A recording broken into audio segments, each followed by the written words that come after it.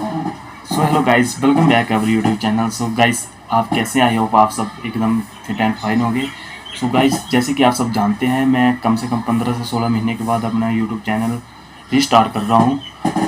कुछ थी मेरी अपनी पर्सनल प्रॉब्लम जो इस टाइम मैं आपको शेयर नहीं कर सकता हूँ, लेकिन गाइस अब हमारे लिए सबसे अच्छी बात ये है कि हम हर संडे को जो एक नई वीडियो अपलोड करेंगे, तो आप अब मेरे चैनल पे रेगुलरली बने रहें।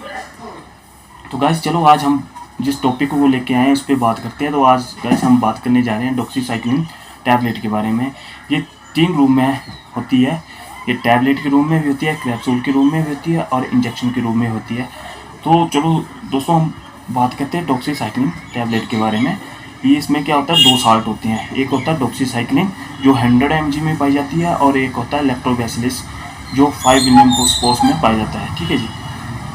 तो सबसे पहले हम इसकी बात करेंगे, इसके यूजेस क्या हैं, इसके साइड इफ़ेक्ट क्या हैं, इसको कब अवॉइड करना चाहिए, पेशेंट को कब नहीं देनी चाहिए, और इसके डोज क्या हैं, सभी जानेंगे। तो आप वीडियो पे अंत तक बने रहे। तो गाइस, आप ज़्यादा समय ना लेते हुए सीधे बात करते हैं हम इसके यूजेस क्या हैं। तो सबसे पहले इसके यूजेस की बात करते हैं। तो जैसे कि डॉक्सीसाइक्लिन टैबलेट ये एक एंटीबायोटिक टैबलेट है। एंटीबायोटिक मीन्स की किल द बैक्टीरिया, कोई भी बैक्टीरियल इन्फेक्शन हो उसको किल करती है। और जो लैक्टोबैसिलस होते हैं, इसमें ये दूसरा साल्ट इसलिए है क्योंकि ये हमारी बॉडी में 2 टाइप के बैक्टीरिया होते हैं। एक होता है गुड बैक्टीरिया, दूसरा होता है बैड बैक्टीरिया।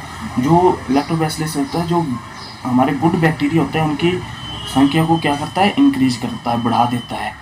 तो और उनको क्या करता है, स्ट्रॉन्ग करता है। उनको जो प्रोटीन की कमी, जो वीक हो जाते हैं, उनको प्रोटीन की कमी होती है, उनको वो सब प्रोवाइड करता है, और ताकि वो हमारे बैड बैक्टीरिया है उनके साथ लड़ सके। तो चलो इसके यूजेस जानते हैं। तो सबसे पहले जैसे कि मैंने बताया, डॉक्सीसाइक्लिन टैबलेट एंटीबायोटिक टैबलेट है, और जो एंटीबायोटिक इसलिए दी जाती है, कोई भी बैक्टीरियल इन्फेक्शन हो तब हम एंटीबायोटिक टैबलेट देते हैं। दूसरा, यूटीआई इन्फेक्शन हो, यूटीआई मीन की यूरिनरी ट्रैक इन्फेक्शन, ठीक है। और तीसरा हमारा रेस्पिरेटरी इन्फेक्शन, इसमें कई टाइम हमें गले में भी दर्द हो, गला सूखे, उसके लिए भी हम इसको दे सकते हैं। चौथा, स्किन इन्फेक्शन हो या पिंपल हो, तो ये पिंपल को भी सुखा देता है, उसमें भी हम इसको देते हैं।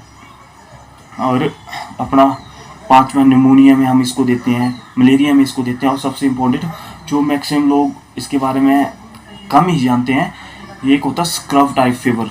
जी हाँ, ये एक फीवर होता है स्क्रब टाइप, तो हम इसको तब भी दे देते हैं। लेकिन ये फीवर तो होता है, ये कौन सा फीवर होता है, बैक्टीरियल फीवर होता है, तो हम इसको तब भी दे सकते हैं, स्क्रब टाइप फीवर में दे सकते हैं, क्योंकि ये एक बैक्टीरियल फीवर होता है। तो दोस्तों, अब हम बात करते हैं कि इसके यूजेस तो हमने जान लिया है, अब इसके साइड इफ़ेक्ट क्या है। तो हम अब इसकी साइड इफ़ेक्ट की बात करते हैं। तो सबसे पहले इसका साइड इफ़ेक्ट जो मैक्सिमम एंटीबायोटिक दवाइयों का होता है, तो सबसे पहले होता है हमारा नोज़िया और दायरा। नोज़िया मीन वॉमिटिंग का मन करना, दायरा मीन्स दस्त। और तीसरा हमारा इसका साइड इफ़ेक्ट सबसे, ये हमको क्या होता है, इससे एब्डोमेन पेन भी होना शुरू हो जाती है।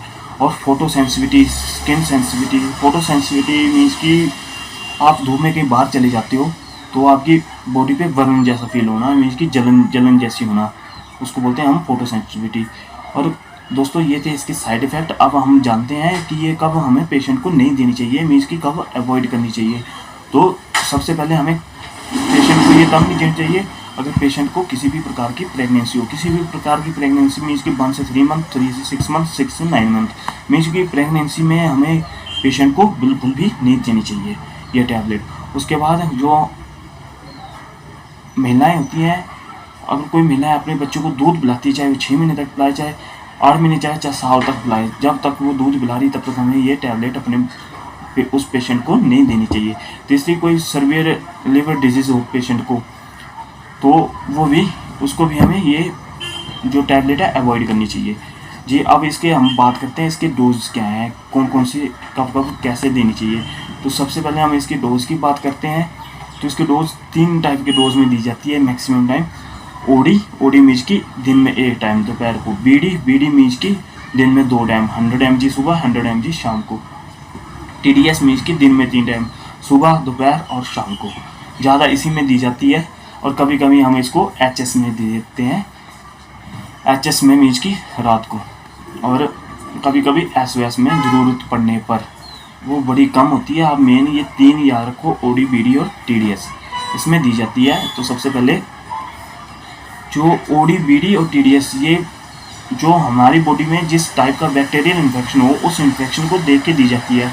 मीट की जैसे हमारी बॉडी में यूटीआई हो गया, यूरिनरी ट्रैक इन्फेक्शन हो गया, तो यूरिनरी ट्रैक इन्फेक्शन में हम क्या करेंगे, सबसे पहले पेशेंट को 2 टाइम देंगे बीडी, सुबह और शाम को। और ये मैक्सिमम ये 3 से 5 मिनिमम 3 से 5 दिन के लिए दी जाती है और मैक्सिमम 12 से 14 दिन के लिए दी जाती है। तो गाइस आज के लिए बस इतना ही। अगर आपको मेरी वीडियो अच्छी लगी हो तो वीडियो पे लाइक करो, चाहे न करो वो आपकी मर्जी है, पर आप मेरे चैनल को जरूर सब्सक्राइब करो और मेरे चैनल पर रेगुलर जुड़े रहे। Thank you.